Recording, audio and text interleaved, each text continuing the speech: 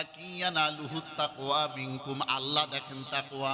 আল্লাহ যদি তাকওয়া দেখেন, ও মুসলমান ভাইরা, আগে অন্তরের কুরবানি হতে হবে আমাদের। কেমনে আমাদের কুরবানি হয় না? অনেক হুজুরদেরও কুরবানি হয় না। গত জুমায় বলছিলাম, মনে আছে কি?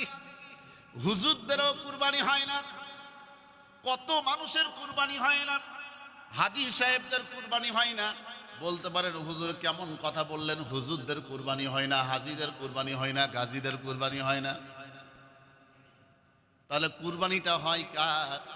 ও মুসলমান ভাইরা, এই কুরবানিটা আপনার সম্পর্ক তিনটার সমন্বয়ে কয়টা? আরে ভাই কথা কন না কেন?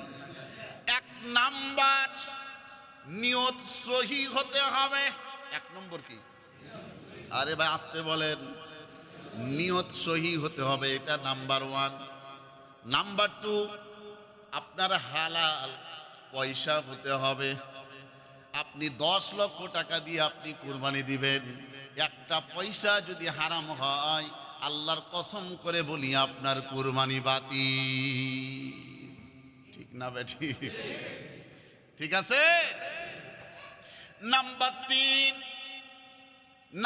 তিন, ইনসাফ প্রতিষ্ঠা না করলে, ইনসাফ ভিত্তিক ভাবে যদি আপনি কুরবানি না করেন, তাহলে আপনার কুরবানি বাতিল। বিস্তারিত ব্যাখ্যা শুরু করি এবার। না বললে কুরবানি, ঘরে ঘরে কুরবানি হয় না।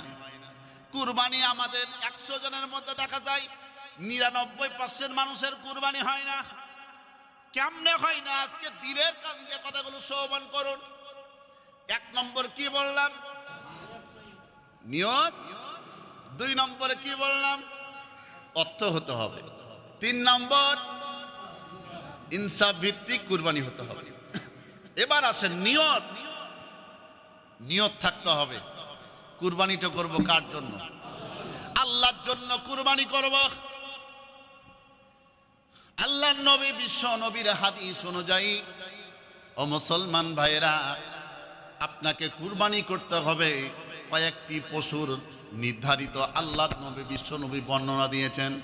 আপনার খাসি দ্বারা, বকরি দ্বারা আপনাকে এরকম ভাবে ভেড়া বা দুম্বা এই জাতীয় পশু দ্বারা আপনাকে কুরবানি দিতে হবে, অথবা গরু মহিষ দ্বারা কুরবানি দিতে হবে, অথবা দুম্বা দ্বারা কুরবানি দিতে হবে।